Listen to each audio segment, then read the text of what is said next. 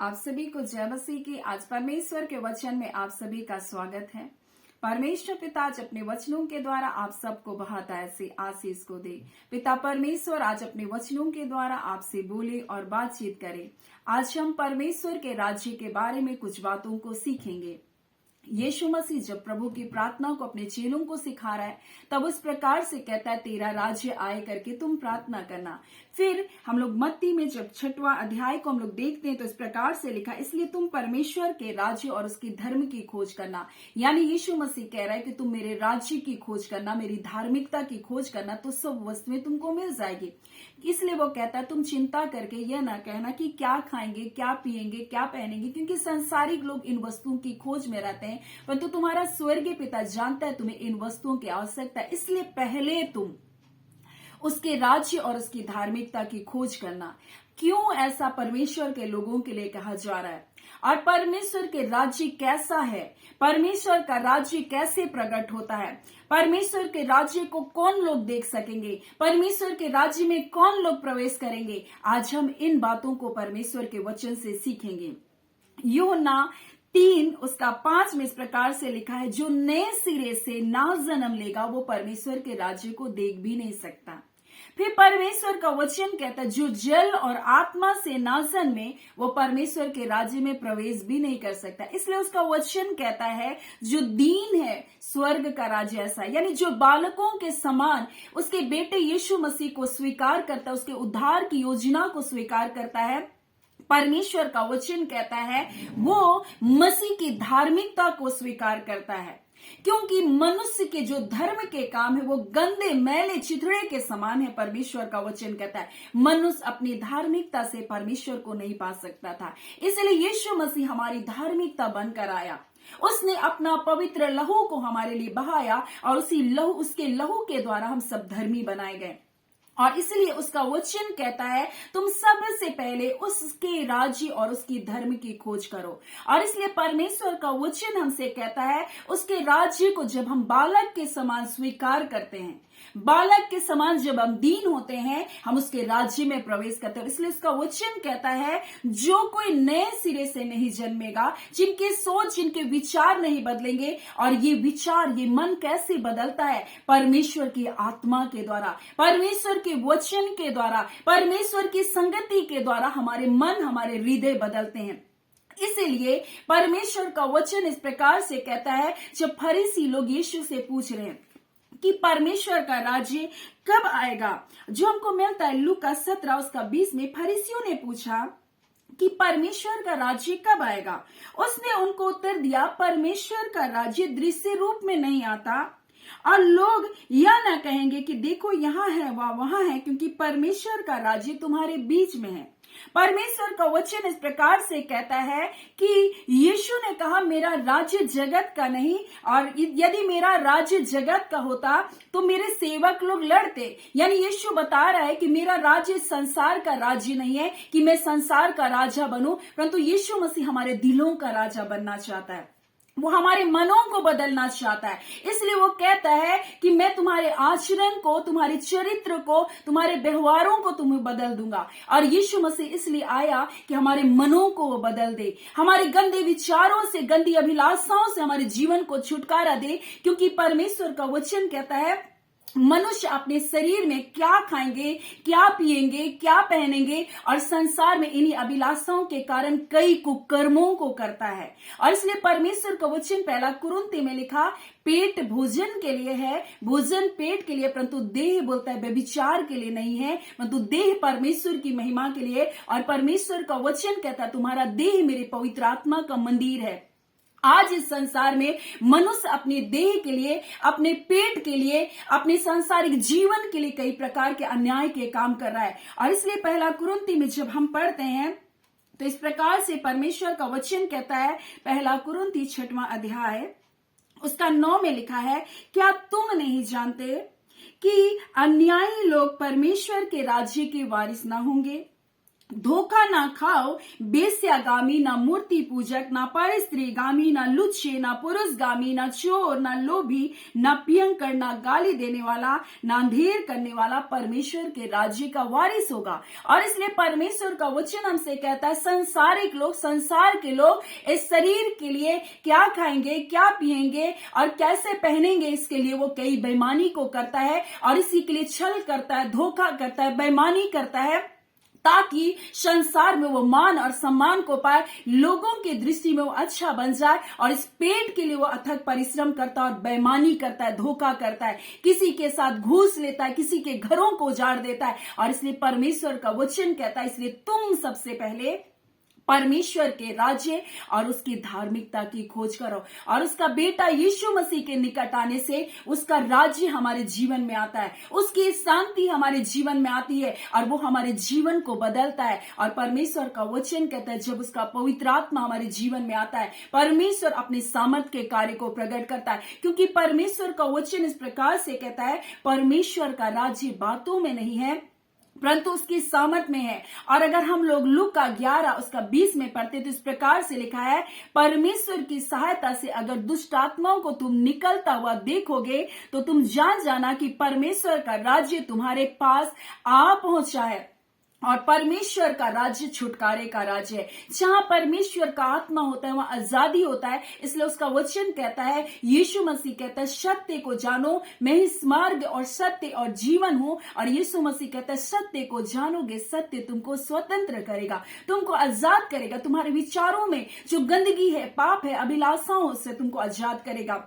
आपके योग्य अभ्यास आपके जीवन में उन पापों से आपको अलग नहीं कर सकता, आपको पाप की क्षमा नहीं दे सकता। परंतु यीशु मसीह इसलिए कहता, मेरे राज्य और मेरे धर्म की खोज करो। मेरा राज्य बातों में नहीं है, मेरा राज्य सामर्थ में है, परमेश्वर का वचन कहता है। इसलिए उसका वचन कहता है, परमेश्वर का राज्य खाना पीना नहीं है, परंतु परमेश्वर का वचन कहता है, परमेश्वर का राज्य धर्म है, मिलाप है, आनंद है, जो पवित्र आत्मा के द्वारा होता है। इसलिए वो कहता है, जब तक तुम नए सिरे से ना जन्मो परमेश्वर के राज्य को नहीं देख सकते। और परमेश्वर का वचन कहता है, जब तक मनुष्य जल और आत्मा से ना जन्म ले परमेश्वर के राज्य में प्रवेश नहीं कर सकते। क्योंकि परमेश्वर का राज्य मिलाप का राज्य है, मेल मिलाप का राज्य है, शांति का राज्य है। परंतु ये संसार अपने पेट के लिए अन्याय अधर्म करता है, बुराइयों में जाता है। तो इसलिए यीशु मसीह कह रहा है, सबसे पहले मेरे राज्य और मेरे धर्म की तुम खोज करो तो तुमको सब वस्तुएं मिल जाएगी। और जब ये सब वस्तुएं आपको मिलेगी तब आपको वो वस्तुएं आपके जीवन पर हावी नहीं होगी, वो आपके अंदर घमंड उत्पन्न नहीं करेगी, वो आपके अंदर अहंकार को उत्पन्न नहीं करेगी, वो किसी का बुरा करने के लिए इस्तेमाल नहीं होगा, परंतु आप न्याय धार्मिकता का जीवन को जिएंगे, आप भलाई और सच्चाई और खराई का जीवन को जिएंगे। और परमेश्वर का राज्य तो यही है, भलाई का जीवन है, खराई का जीवन है, सच्चाई का जीवन है। और यही जीवन को देने यीशु मसीह आया। इसलिए वो कहता है, मेरा राज्य जगत का राज्य नहीं है। अगर मेरा राज्य जगत का होता तो मेरे लोग लड़ते, एक दूसरे को मार काट करते, एक दूसरे की हानि करते, एक दूसरे का नुकसान करते, एक दूसरे को बुरा भला कहते, एक दूसरे के चीजों को छीनते, एक दूसरे की चीजों को नष्ट करते। परंतु मेरे बच्चे ऐसा नहीं करते, क्योंकि परमेश्वर का राज्य जिसके जीवन में है वो शांति का राज्य, वो आनंद का राज्य, वो मेल मिलाप का राज्य है। वो किसी से ईर्ष्या नहीं कर सकता, वो किसी से डाह नहीं कर सकता, किसी का बुरा नहीं करता, किसी के लिए अनर्थ की कल्पनाएं नहीं करता, किसी का नुकसान के बारे में नहीं सोचता। इसलिए यीशु मसीह कहता है, तुम मेरे राज्य की खोज करो। मेरा राज्य तुम्हारे जीवन में जब आएगा तुमको पाप के विचारों से तुमको क्या करेगा, अलग करेगा। मेरा राज्य संसार जगत का राज्य का जैसा नहीं, परंतु मेरा राज्य तुम्हारे बीच में फिर भी है, परमेश्वर का वचन कहता है। और जो हमको मिलता है लूका में इस प्रकार से, लोग कहेंगे देखो वो यहाँ है, वो वहां है, क्योंकि देखो परमेश्वर का राज्य तो तुम्हारे बीच में है, परमेश्वर का वचन कहता है। इसलिए परमेश्वर के राज्य की जब उपमा दी जा रही थी तो इस प्रकार से कहता है, एक बड़ा जाल वो क्या किया गया, उस जाल को फेंका गया और उसमें बहुत सारी अच्छी चीजों को लेकर आया। अच्छी अच्छी चीजों को तो अपने राज्य के लिए छांट लिया, परंतु बेकार चीजों को छांटा गया। वैसे संसार में परमेश्वर अपने राज्य को क्या कर रहा है, फैला रहा है। वो बुरे लोग जो अपने पापों में दृढ़ता से बने हैं, नफरत ईर्ष्या में, परमेश्वर उनको छांट देगा। वो उस भूसी के समान होंगे, परंतु परमेश्वर अच्छे अच्छे लोगों को अपने स्वर्ग राज्य में लेकर जाएगा। जो दीन है, जो नम्र है, जो बालकों के समान है, जो परमेश्वर से प्रेम करने वाले हैं, जो लोगों से प्रेम करने वाले हैं, परमेश्वर एक ऐसे अच्छे लोगों को क्या करेगा, अपने राज्य के लिए लेकर जाएगा। और ये वहां छटनी का समय है पृथ्वी में, और परमेश्वर इसलिए कह रहा है, तुम मेरे राज्य और मेरे धर्म की खोज करो तो तुमको संसार की सब वस्तुएं मिल जाएगी। सांसारिक लोगों के समान मत बनो, वो इस चिंता में अपने जीवन को मत जियो, क्योंकि तुम्हारा स्वर्गीय पिता पहले से जानता है तुम्हारी आवश्यकता क्या है। और इसलिए कहता है, और कल की तुम चिंता मत करो, क्योंकि कल का दिन अपनी चिंता आप कर लेगा। आज के लिए आज का दुख बहुत है। मनुष्य का दुख क्या है? मनुष्य का दुख पिछला समय है। वो पुरानी बातों को स्मरण करता है, दुखी होता है। आने वाले दिनों को, भविष्य को सोचता है, दुखी होता है। परंतु आज का जो दिन परमेश्वर ने उनको दिया, इस दिन का वो आनंद नहीं लेते। इस दिन में वो विश्वास योग्य नहीं, इस दिन में वो परिश्रम करना नहीं चाहते। परमेश्वर ने आज के दिन आपको जो कार्य दिया, इस कार्य को आप करते रहे। आप आने वाले दिनों की चिंता ना करें, या पिछले बीते गए बातों को आप स्मरण ना करें, परंतु जो दिन परमेश्वर आज का दिन दिया, इस दिन में आप परमेश्वर के प्रति विश्वास योग्य, अपने जीवन के प्रति विश्वास योग्य, आप ईमानदारी का जीवन परमेश्वर के सामने जिए।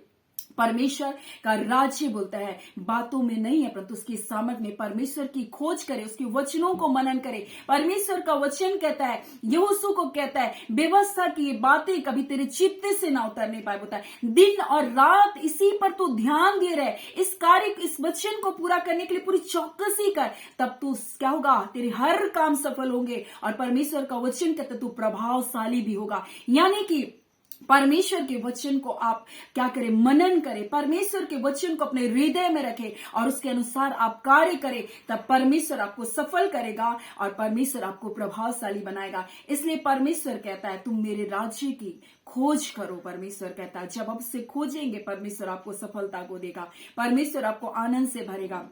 परमेश्वर इसलिए चाहता है कि आप उसके राज्य और उसके धर्म की खोजें। परमेश्वर अपने राज्य में आपके जीवन में बड़ी भलाइयों को दिखाना चाहता है। परमेश्वर आपको दुखी नहीं देख सकता है, परमेश्वर आपको आनंद और हर्ष से भरना चाहता है। सो परमेश्वर पिता आज इन वचनों के द्वारा आप सबको बहुत ऐसे आशीष को दे। आमीन। आइए हम प्रार्थना करेंगे।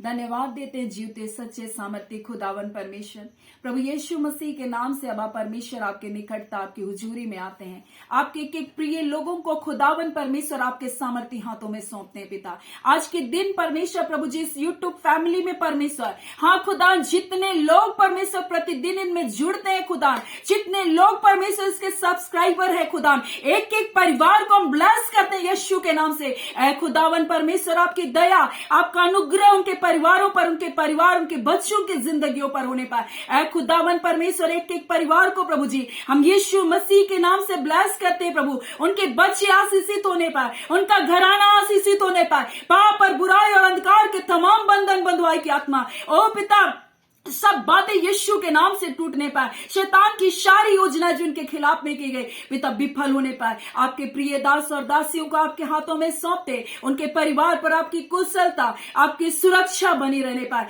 और दिनों दिन आत्मा सच्चाई से आपकी सेवा करने वाले हो सके। ऐ खुदावन आपके प्रिय बेटे बेटियों को, पिता, बुजुर्ग माता पिता को, जवान बच्चों को प्रभु, छोटे छोटे बच्चों को, हाँ पिता, हम आपके अधीनता में देते हैं खुदान परमेश्वर। ओ पिता, जो चिंतित है विवाह के लिए, नौकरी के लिए, यीशु के नाम से इस वर्ष खुदान प्रभु उनके लिए उत्तम उपाय होने पाए, खुदान योग्य जीवन साथी, हाँ पिता परमेश्वर, उत्तम जॉब यीशु के नाम से मिलने पाए। खुदावन परमेश्वर, जो बुजुर्ग माता पिता अपने बेटे बहुओं के लिए प्रभु जी, अपने बच्चों के लिए, अपने नाती पोतों के लिए, अपने परिवार के लिए, अपने बेटे बहू पिता दमादों के लिए प्रार्थना कर रहे हैं पिता, हम प्रार्थना करते हैं खुदावन परमेश्वर, इनकी प्रार्थनाओं को आप सुन रहे हैं खुदान, आप उनके परिवार को आशीषित कीजिए, उनकी आवश्यकताओं को पूरा कीजिए। टूटे परिवार यीशु के नाम से जुड़ने पाए, अंधकार की शक्तियां परिवार को छोड़कर जाने पाए। ओ पिता परमेश्वर, हम प्रार्थना करते हैं खुदान प्रभु जी, जितने लोग रोग दुख बीमारी में यीशु नासरी के नाम से चंगे किए जाए। आपका राज्य प्रभु बातों में नहीं है, आपका राज्य आपकी सामर्थ में, पवित्र आत्मा की सामर्थ के द्वारा ये हील किए जाए रबांदा खाला।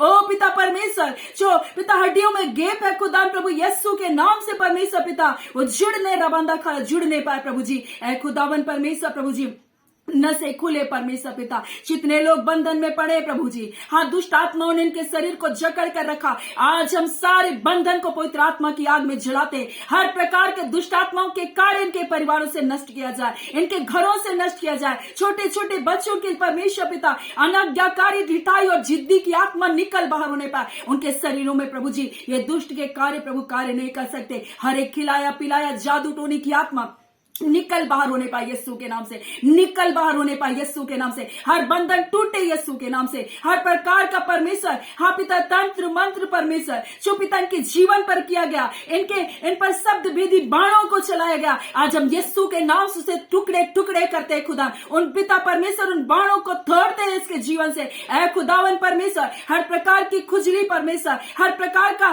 पिता परमेश्वर ऐठन प्रभु जी, हर प्रकार की मिर्गी के बंधन, हर प्रकार की दुष्ट आत्माओं के प्रकोप इनके परिवारों को छोड़कर, इनके बच्चों को छोड़कर, इन बुजुर्गों को छोड़कर निकल बाहर होने पाए। ऐ खुदावन परमेश्वर, आपकी चंगाई के समत कार्य करिए, अपने लोगों को आप छू रहे प्रभु जी, आप अद्भुत कार्य को कर रहे पिता। आपका धन्यवाद खुदावन, आपका राज्य आपके लोगों के बीच में उतर आया है प्रभु। ऐ खुदावन, आपका राज्य सामत का राज्य है प्रभु जी। आज आपके राज्य के में पिता जब ये सम्मिलित हुए आपके बेटे यीशु मसीह की धार्मिकता को स्वीकार किए, ओ खुदावन परमेश्वर प्रभु जी, हाँ पिता, जब नए सिरे से परमेश्वर पिता जैसे परमेश्वर फिलिप्पुस के जीवन में हुआ प्रभु जी, उसने आपके उद्धार की योजना में शामिल हुआ प्रभु। हाँ खुदान परमेश्वर, उसने बपतिस्मे को लिया प्रभु जी। हाँ खुदान परमेश्वर, पवित्र आत्मा के दान को पाकर प्रभु जी लोगों का जीवन परमेश्वर आपके राज्य में शामिल किया गया। ऐ खुदावन परमेश्वर प्रभु जी, जितने लोगों ने परमेश्वर आप अपने जीवन में निर्णय को लिया, उनके जीवन को प्रभु जी अपने राज्य में शामिल कर रहे प्रभु। आपका धन्यवाद। बंधन से टूट रहे प्रभु जी, आपका धन्यवाद। अपने लोगों को छुटकारे को दे रहे प्रभु, आपका धन्यवाद